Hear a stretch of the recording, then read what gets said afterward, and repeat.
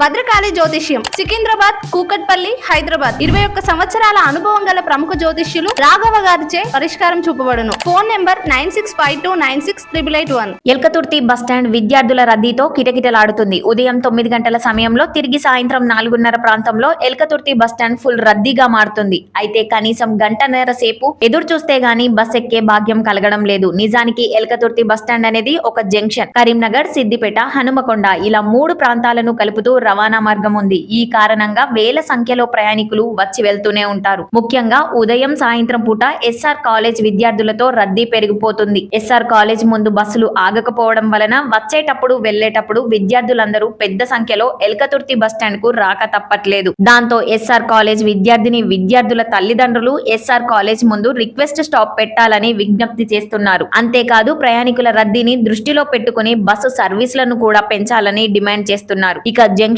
రహదారి గురించి చెప్పాలంటే ఎల్కతుర్తి జంక్షన్ లో లైటింగ్ లేకపోవడం వల్ల వచ్చిపోయే ప్రయాణికులు, స్థానిక ప్రజలు సైతం ఇబ్బందులు ఎదుర్కొంటున్నారనే వార్తలు వినిపిస్తున్నాయి. వెంటనే అధికారులు స్పందించి ఎల్కతుర్తి జంక్షన్ లో లైటింగ్ ఏర్పాటు చేసి ప్రమాదాలకు అడ్డుకట్ట వేయాలని కోరుతున్నారు.